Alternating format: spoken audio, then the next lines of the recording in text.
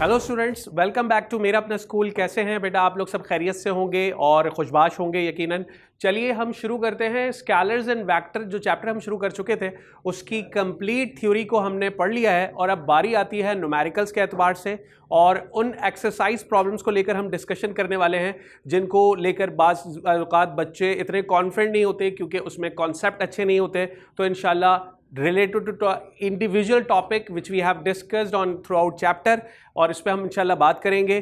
चलिए अब जो न्यूमेरिकल हम करने वाले हैं वो चैप्टर के एंड में जो एक्सरसाइज प्रॉब्लम्स होती हैं उसको लेकर हम स्टडी करेंगे और एक एक करके सारे न्यूमेरिकल्स को इंशाल्लाह मैं करवाऊंगा बिल्कुल। और इंशाल्लाह वीडियो को एंड तक देखिएगा, हमारे साथ रहिएगा। चलिए शुरू करते हैं। पहली जो प्रॉब्लम हम डिस्कस करने वाले जा रहे हैं वो प्रॉब्लम नंबर 5.1 है।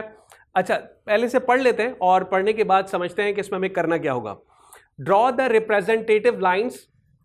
आपने रिप्रेजेंटेटिव लाइंस ड्रॉ करनी है ऑफ द फॉलोइंग वेक्टर्स, नीचे गिवन दिए हुए वेक्टर्स की। ठीक है, अब नीचे जो हमारे पास दी गई जो वेक्टर्स की जिस पर हमने लाइंस रिप्रेजेंटेटिव लाइंस ड्रॉ करनी है उसे पढ़ लेते हैं। पहला पार्ट जिसमें दिया गया है कि force of 15 Newton making an angle of 60 degree with the x axis. Simply कहा गया कि जो वेक्टर है जिसका मैग्नीट्यूड 15 न्यूटन के बराबर है और which is making 60 degree of angle from the x axis.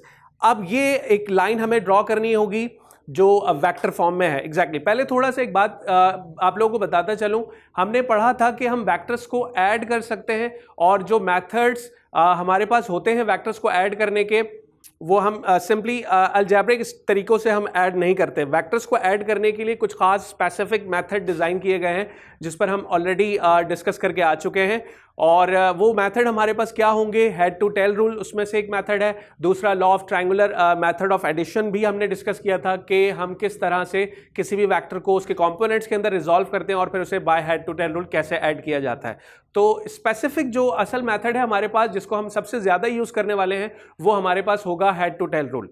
अच्छा, चलिए ये था हमारे पास सिंपली वेक्टर्स को ऐड करने का तरीका या जब मेथड या प्रोसीजर जिसको हमने फॉलो करना होता है। ठीक है, अब यहां पर आपसे सिंपली ये कहा गया कि यार ये एक वेक्टर है जिसका मैग्नीट्यूड 15 न्यूटन के बराबर है और जो एंगल फॉर्म कर रहा है 60 डिग्री, यानी जो अमाउंट ऑफ रोटेशन उस वेक्टर की है फ्रॉम द एक्स एक्सिस वो कितने एंगल पर है? 60 डिग्री पर।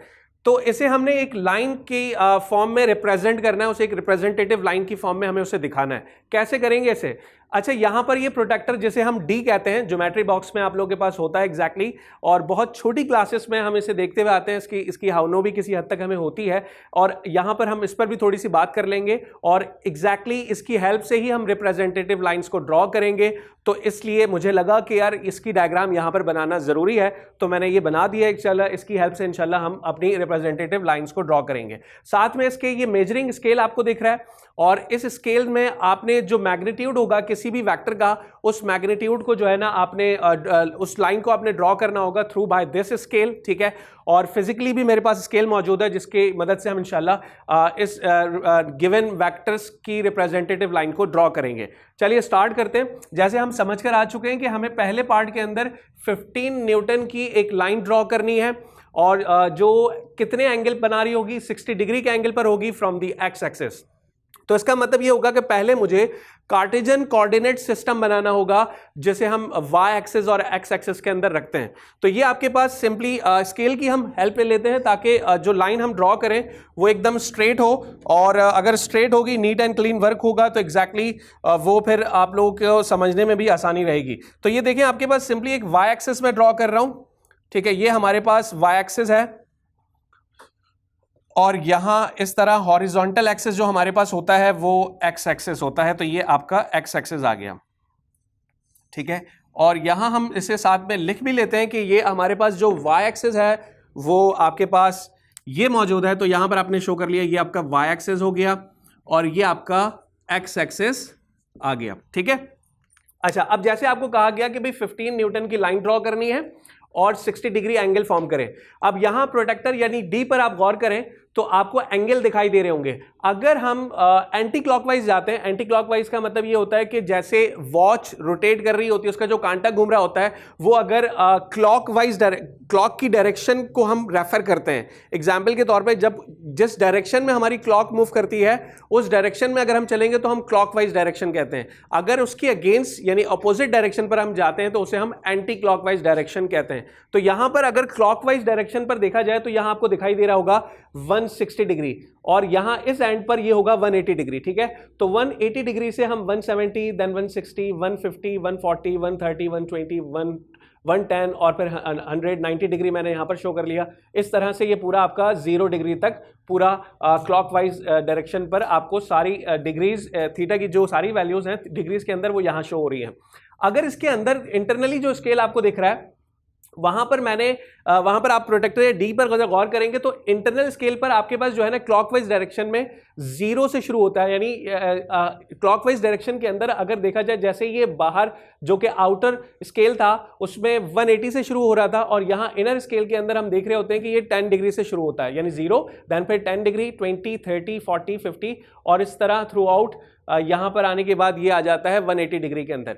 तो जो हम यूज करने वाले हैं वो इस डी के अंदर वाले इनर स्केल को यूज करेंगे और इसकी मदद से हम एंगल ड्रॉ करेंगे। ठीक है, अब आपने ये डी उठाकर अपने इस एक्सिस पर रख लेना है यहां पर। ठीक है, मैं थोड़ा सा एक रफ स्केच सा थोड़ा बना देता हूं। देखिए अगर आप डी आप कुछ इस तरह से रखेंगे, ठीक है, तो डी का जो ये पॉइंट होगा ये पॉइंट आ जाएगा आपके पास इस एक्सिस के इंटरसेक्शन पॉइंट पर, जिसे हम ओरिजिन का नाम देते हैं, जहां पर एक्स या वाई एक्सिस के कोऑर्डिनेट्स की वैल्यूज जो होती है वो 0 होती है। ठीक है, यहां पर आपने इस पॉइंट की प्लेसमेंट करनी है और ठीक इसी तरह से जो डी का ये एक्सिस आपको दिख रहा है बिल्कुल ये बिल्कुल हॉरिजेंटल लाइन आपको दिख रही है वो आपने यहां एक्स एक्सिस के साथ मीट करा देनी है, यानी इसके साथ मिला के इस तरह से आपने रखना है। तो आप यहां से अगर काउंट करें 10 डिग्री, 20, 30, 40, 50, 60, यहां कुछ 60 डिग्री आएगा। हम मानकर चलते हैं कि यहां पर कहीं पर हमें 60 डिग्री जो है वो मिल रहा है, तो यहां 60 डिग्री मैंने ड्रॉ कर दिया। एक पॉइंट मैंने सिर्फ इंडिकेशन करा दी कि ये पॉइंट है वो पॉइंट जहां पर एंगल की वैल्यू जो है वो 60 डिग्री है। अब आपने क्या करना है, इस 60 डिग्री सबसे पहले आपने एक तो डी को प्लेस किया इस एक्सिस पर और उसको रखने का तरीका क्या होगा, डी का जो ये हमारे पास सेंट्रल पॉइंट है ये सेंट्रल पॉइंट को हम इस ओरिजिन यानी इंटरसेक्शन पॉइंट ऑफ एक्सिस पे रखेंगे और फिर यहां से काउंट करना शुरू करेंगे कि 60 डिग्री जो है वो कहां मीट कर रहा है। 60 डिग्री आपका यहां आके मीट कर रहा है तो आपने 60 डिग्री पर एक छोटा सा पॉइंट बना दिया ताकि आपको इंडिकेशन पता चल सके कि क्योंकि आपने एंगल जो सेट करना है अपनी लाइन का, गिवन लाइन का, वो 60 डिग्री रखना है। अब उसके बाद आप इस डी को हटा दोगे, डी को हटा देंगे तो एग्जैक्टली इसे हम रिमूव कर देते हैं यहां से, क्योंकि ये बात हमें क्लियर हो गई है। अब हम आगे मूव करते हैं। अब अपने 60 डिग्री के साथ अपने स्केल को रखा, ठीक है, और इस तरह यानी हम स्केल का यूज करेंगे और उसे हमने 60 डिग्री के साथ रखा और ओरिजिन के साथ मिला दिया और यहां पर अगर हम एक लाइन ड्रॉ करें बेटा तो आपको अंदाजा हो जाएगा कि ये लाइन जो है वो कुछ इस तरह से बनकर आएगी। अब इस लाइन का जो मैग्नीट्यूड बताया गया वो 15 न्यूटन बताया गया, जबकि हमें पता है कि जिस पेपर यानी रजिस्टर की मदद जहां पर भी हम ड्रॉ करना चाहते हैं वहां हम 15 न्यूटन के मैग्नीट्यूड को कैसे दिखाएंगे। अब उसके लिए सबसे पहले आपको स्केलिंग करनी होगी। इसको स्केलिंग करनी होगी तो उसका तरीका ये होगा, सबसे पहले हम यहां लिख लेते हैं कि हम पार्ट 1 सॉल्व करने जा रहे हैं। तो मैंने हेडिंग डाल दी बेटा कि पार्ट 1 हम सॉल्व करने जा रहे हैं, ठीक है, पार्ट 1 की हेडिंग आ गई यहां पर। और पहला काम आपने क्या करना है, आपने स्केलिंग करनी है। स्केलिंग का मतलब क्या होगा, आप अज्यूम करोगे अपने स्केल की मदद से जो मौजूदा वैल्यू जैसे 15 न्यूटन है, उस देखें अब मैं क्या कर रहा हूं, यहां पर जैसे आपको कहा गया कि 15 न्यूटन है, ठीक है, हमने मानकर चले कि यार 3 न्यूटन जो है, 3 न्यूटन अप्रॉक्सीमेट हम उसे अज्यूम कर लेते हैं, हम उसे सपोज कर लेते हैं कि वो 1 सेंटीमीटर है, ठीक है। तो उस एतबार से अगर 15 न्यूटन होगा तो 5 3 यानी 15 न्यूटन आपका आ जाएगा तकरीबन 5 सेंटीमीटर, ठीक है। अब आप इस स्केल पे जरा गौर करें, यहां ये 0 सेंटीमीटर से शुरू हुआ, ये आपका 1 सेंटीमीटर दिखाई दे रहा है, ये आपका 2 सेंटीमीटर दिखाई दे रहा है और आपने कितने सेंटीमीटर पर लाके रखना है, 5 सेंटीमीटर पर। हम मानकर चलते हैं कि ये हमारा कहीं यहां पर आके 5 सेंटीमीटर आ रहा है, ठीक है। तो आपने क्या करना है, इस स्केल यानी इसी को मैंने उठाया और यहां इस तरह से रख लिया 60 डिग्री के एंगल के साथ और ओरिजिन के साथ मिला दिया इसे। अब जो लाइन आपने ड्रॉ करनी है उसका मस्ट भी जो मैग्नीट्यूड यानी जो उसकी लेंथ आपने सेट करनी है वो कितनी करनी होगी, 5 सेंटीमीटर। तो इजी हो गया ना, एक 15 न्यूटन जो कि एक बहुत लार्ज वैल्यू थी, आपने क्या किया, अज्यूम कर लिया 3 न्यूटन को 1 सेंटीमीटर के बराबर। तो 15 न्यूटन को एग्जैक्टली उस एतबार से अगर देखा जाए तो 3 5 15 हो जाता है। तो उस हिसाब से हमारे पास जो 15 न्यूटन का मैग्नीट्यूड होगा उसे हम किसके बराबर लेकर आएंगे, 5 सेंटीमीटर के बराबर हम ले आए। अब हमने यहां स्केल से जस्ट 5 सेंटीमीटर की लाइन जो है वो स्केच करनी है बस। तो ये आपके पास हम मानकर चलते हैं कि ये जो लाइन हमने यहां ड्रॉ कर ली है, ये लाइन जो है वो 5 सेंटीमीटर का मैग्नीट्यूड रख रही है। तो यहां पर आपने लिख दिया भाई ये 5 सेंटीमीटर का साइज हो गया, ठीक है। 5 सेंटीमीटर का मतलब 15 न्यूटन, राइट। और जो ये वेक्टर था वो वेक्टर कौन सा था, फोर्स का वेक्टर लिया गया था। तो एग्जैक्टली आप यहां पर फोर्स का सिंबल दिखाओगे और उसके ऊपर एरो हेड मेंशन करोगे, क्योंकि फोर्स एक वेक्टर क्वांटिटी है और वेक्टर के ऊपर एरो ही इस बात को शो कर रहा होता है कि वेक्टर के पास डायरेक्शन होती है as compare to the scalars. So हमने ऊपर एरो हेड लाजमी दिखाना है, ठीक है। और जो एंगल हमने लिया था वो 60 डिग्री पर हमने इस लाइन को ड्रॉ किया है। तो यहां पर आप must be amount of rotation यानी एंगल दिखाओगे कि आपने 60 डिग्री के एंगल पर लाइन को स्केच किया और इस लाइन का जो मैग्नीट्यूड आपने सेट किया वो तकरीबन 5 सेंटीमीटर के बराबर है। ये आपका सॉल्यूशन हो गया, ठीक है। इसके आपने कैलकुलेशन नहीं करनी, आपकी कैलकुलेशन यही होगी। इसमें आपने जो है वो डी की मदद से किस तरह से ये डायग्राम आप शो करते हो और यहां पर रिप्रेजेंटेटिव लाइन जो है वो ये शो हो रही है आपके पास। और ये रिप्रेजेंटेटिव लाइन जो है वो फोर्स के वेक्टर की वजह से ली गई है। तो फोर्स आपने यहां शो कर लिया, इसका मैग्नीट्यूड आपने 5 सेंटीमीटर दिखा दिया और ये 5 सेंटीमीटर 15 न्यूटन के बराबर है। नेक्स्ट, अब हम सेकंड न्यूमेरिकल पर आते हैं, सेकंड पार्ट पर आते हैं। सेकंड पार्ट पर कहा गया कि आपको कि displacement of 60 kilometre in the direction of north. अब यहां पर आपने कार्टेशियन कोऑर्डिनेट सिस्टम की मदद से नहीं करना, बल्कि आपने ज्योग्राफिकल लोकेशंस दिखानी है। जैसे हमें आइडिया है कि एग्जैक्टली अगर मैं पार्ट 2 सॉल्व करने जा रहा हूं बेटा, तो ये मैंने यहां पर हेडिंग डाल दी पार्ट 2, ठीक है। देन फिर उसके बाद आप यहां पर जो है वो ज्योमेट्रिकल लोकेशंस क्या होती है वो हमें एग्जैक्टली पता है, स्केल से ड्रॉ कर लेते हैं। तो ये आपका जो है वो इस तरह से आ जाएगा, ठीक है। और यहाँ पर आपने पूरा जो है वो मेंशन करना है कि एग्जैक्टली हमें आइडिया है कि ये जो है ये नॉर्थ होता है आपके पास, और ये साउथ है, ये ईस्ट है और ये वेस्ट, ठीक है। तो ये हमारे पास ज्योमेट्रिकल लोकेशंस आ गई। क्योंकि यहाँ मेंशन किया गया है कि आप जो डिस्प्लेसमेंट का वेक्टर ड्रॉ करोगे वो एक तो 60 किलोमीटर पर होगा, उसका मैग्नीट्यूड 60 किलोमीटर होना चाहिए, और वो किस डायरेक्शन में ड्रॉ किया जाएगा, नॉर्थ की डायरेक्शन, यानी ड्यू नॉर्थ किया जाएगा। तो इसके लिए मुझे यहां पर ये ज्योमेट्रिकल लोकेशंस दिखाना, वाजे करना जरूरी है। अब हम कर लेते हैं इसकी स्केलिंग। यहां मैंने लिख लिया बेटा स्केल, ठीक है। अच्छा, अब 60 किलोमीटर एक बहुत बड़ा मैग्नीट्यूड होता है जिसे आप एक पेपर पे नहीं दिखा सकते। तो अब उसके लिए हम क्या करेंगे, एग्जैक्टली हम अज्यूम कर लेंगे। हम ये अज्यूम करके चलते हैं कि हमारे पास तकरीबन, हम सपोज कर लेते हैं कि 10 किलोमीटर को मैं सपोज कर लेता हूं कि उसे मैं तकरीबन 1 सेंटीमीटर के बराबर रख रहा हूं। 10 किलोमीटर को अगर हम 1 सेंटीमीटर के बराबर रखें तो 60 किलोमीटर जो है वो आपका 60 किलोमीटर जो है वो आपका किसके बराबर हो जाएगा बेटा, 60 किलोमीटर। अगर 10 किलोमीटर 1 सेंटीमीटर के बराबर है तो 60 किलोमीटर का मतलब होता है कि 6 सेंटीमीटर, ठीक है। 6 सेंटीमीटर, 6 10 जा 60, यानी 6 सेंटीमीटर की लाइन आपने जस्ट ड्रॉ करनी है थ्रू आउट, यानी ड्यू नॉर्थ की डायरेक्शन पर। अब नॉर्थ आपको वाजे दिख रहा है, ऊपर की तरफ शो हो रहा है, तो आपने क्या किया, नॉर्थ पर रखा अपना स्केल, ठीक है। और सिंपली क्या करोगे, सिंपली हम करेंगे क्या बेटा, सिंपली एक लाइन जो हम ड्रॉ करेंगे उसका मैग्नीट्यूड हमने मस्ट बी थ्रू स्केल हमने एक 6 सेंटीमीटर सेट करना है, और 6 सेंटीमीटर की लेंथ आपने यहां ड्रॉ कर देनी है और उसकी डायरेक्शन नॉर्थ की जानिब होनी चाहिए। अब चूंकि ये डिस्प्लेसमेंट का एक वेक्टर है तो आपने यहां पर शो कर लिया, डिस्प्लेसमेंट को स्मॉल डी से भी रिप्रेजेंट किया जाता है। एस से भी रिप्रेजेंट किया जाता है, तो इट्स नॉट अ इशू कि यार आप डी से रिप्रेजेंट कर रहे हो या एस से रिप्रेजेंट कर रहे हो, पर मस्ट भी उसके ऊपर एरो हेड होना चाहिए, क्योंकि एरो हेड इस बात को शो करेगा कि डिस्प्लेसमेंट जो है वो एक वेक्टर क्वांटिटी है और इसका जो मैग्नीट्यूड यहां पर हमने लिया है वो तकरीबन 6 सेंटीमीटर के बराबर है। चलिए अब हम आ जाते हैं थर्ड पार्ट पर। तीसरा पार्ट जो हमें दिया गया वो ये था कि velocity of 30 kilometre per hour towards north east.